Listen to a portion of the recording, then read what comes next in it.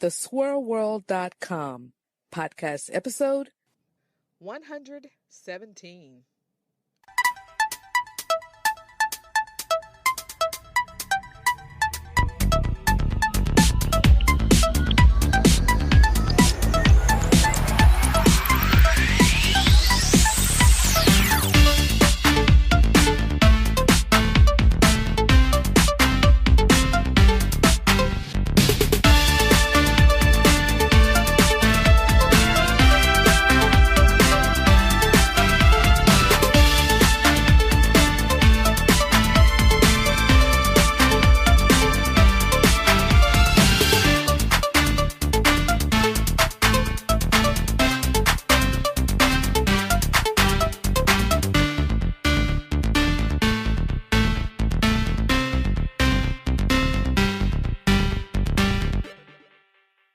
and welcome to another edition of the Swirl World podcast. This is your co-host, Michelle Matthews Calloway. Today's episode is a slight departure from our usual podcast format. We received an email from a reader, and it was so intriguing, Adrian did a video to address it. The response was so intriguing, we decided it was worthy of a podcast episode. This is the audio version of both the email and Adrian's response. Keep listening. Hello, I'm Adrienne London Leach with theswirlworld.com. We recently received this email. Good morning. I want to first say that I feel blessed to have stumbled across your website. It was a breath of fresh air to see a website dedicated to real-life experiences of those who have opened their hearts and souls to interracial relationships. Thank you. We here at the Swirl World celebrate Black women and the diverse men who love us, as well as encouraging Black women to open their dating options and learn to date with purpose. I recently had an experience a week ago that put me in a melancholy frame of mind. I feel like I am questioning everything now, even my lifelong interests in dating interracially. This year has been an eye-opener. I had no clue how a white man could be pressured by society and family views to stifle his interracial love and choose what is white and easy. I've experienced this firsthand, which meant I also lost my best friend of 18 years. This ordeal triggered a series of events this year, which ultimately ended last week with a text from the now ex-white girlfriend that read, "Get a life, you ugly gorilla. F slut, you're pathetic. I don't even about him anymore. This is now between you and I." I am a strong woman, but this for some reason touched me at my core. A bevy of emotions came over me, even as I write to you. Residual emotions are surfacing: anger, confusion, sadness, but deep sorrow for the young lady. I have not been able to have a discussion about this because people have shied away from this discussion of race. Our friends have vaguely dubbed it as it is, pure hatred. I would like to share my story and hear your thoughts on this topic. Well, We have certainly been getting here at theswirlworld.com on the Facebook page questions and concerns, specifically in this climate in regards to interracial dating, especially directed towards Black women. And we thought with this email that has some of those concerns that we take a few moments to truly address this. By the way, if you see me looking at my notes, it's because I really genuinely don't want to miss anything. Hello, and this is in response to your email. In general, you bring up a topic we as Black women need to handle and not allow it to derail our choices in partners, boyfriends, husbands. We are in a climate that has certain people who have always felt the way they do, believing it's fine to verbally attack Black women. In doing so, Black women are told to question our choices in husbands and boyfriends. Instead of us questioning our choices, what we should be doing logically and methodically is questioning the motives of others. I have always been taught that when you hit a dark space, darkness, shed light on the subject. That's what we intend to do. The truth genuinely sets you free. And Black women, never let them see us sweat while we take care of business. Now, I'd like to address several points that she made in her email. One, she said that the ordeal made her question her lifelong interest in interracial dating. Okay, it's emotional, it's hurtful, and I can understand why she would. But I take a different point of view, and I would like to flip this and say, do this instead. I would suggest, the Swirl World would suggest, examining and vetting the character and quality of the type of man or men you are dating or intend to date, because that would be more effective.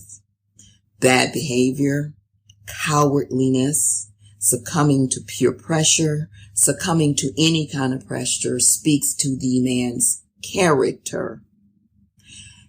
Any person, but specifically in this case, a white man, that can succumb to every thought or every thing that a family member or a friend says that keeps him from being in a relationship with you, A, isn't worth your time, and B, lacks character and quality.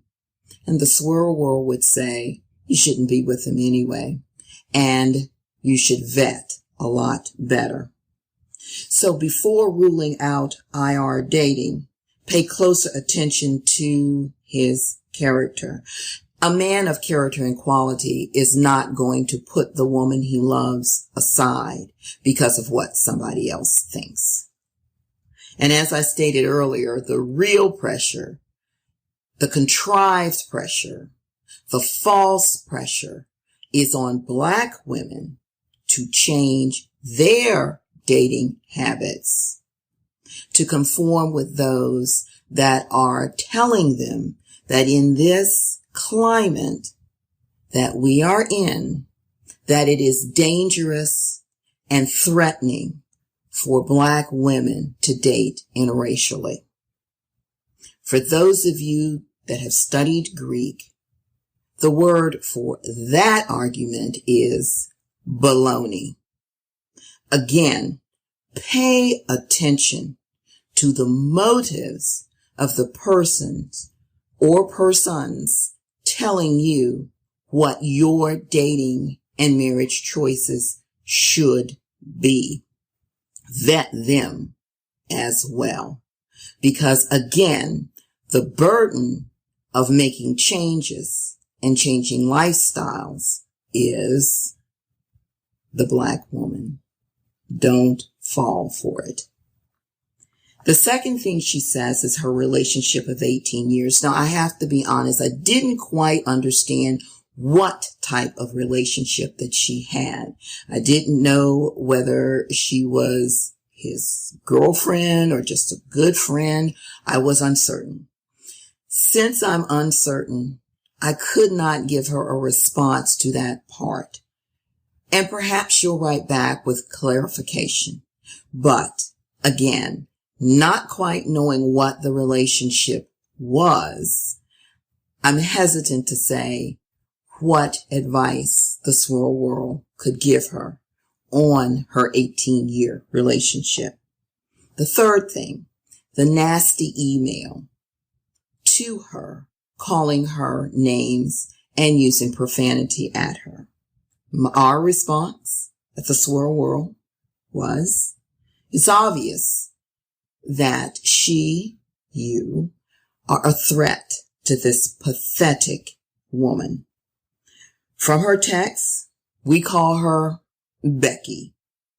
She thinks every man wants her, but can't bear the thought that any man, especially a white man, would love, care for, and seek Black women. And when it's obvious that his preference is a Black woman, her true colors come out. Red for anger, green for jealousy and envy. Our advice to you would be ban, delete, block. Not sure how she has access to you anyway, but the access would end because she's not worth it. The next thing that we wanted to pinpoint was the fact that this young lady said that she was a strong woman, but that this was bothering her. We want to dispel again the myth of the strong Black woman. And what we say to her is, do not equate strength with lack of emotion and feeling. What you felt was fine, right, and real. You had an absolute right to feel anger, confusion, any emotion you wanted to feel at someone calling you out of your gender and calling you out of your ethnicity. They are fine. Black women are constantly told that we should be strong, but it's from a vantage point as if we have no feelings, and that anything anyone says to us, we should just be able to suck it up and go along with the program. We are telling you, no, stop. Be real, be a feeling woman, and express yourself in any way you desire, as long as you keep it classy and dignified. We understand Becky, but we don't want to be like her. And the last thing that she addresses is discussing racial concerns, ethnic concerns in this climate. What we would like to bring to the table is to say that it's difficult for all people of all races, cultures, and ethnicities to talk about racial themes, issues, and tensions simply because we all have a little prejudice and racism in us.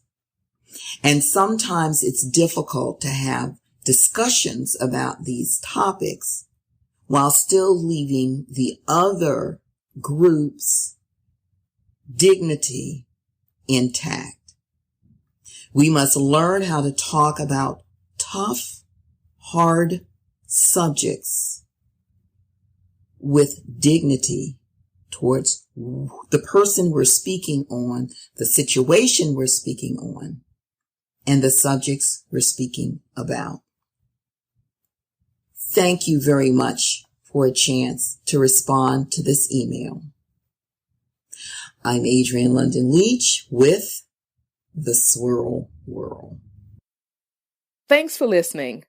This email and this post on the blog brought out a tremendous response from the people who watched the video and listened to what Adrienne had to say.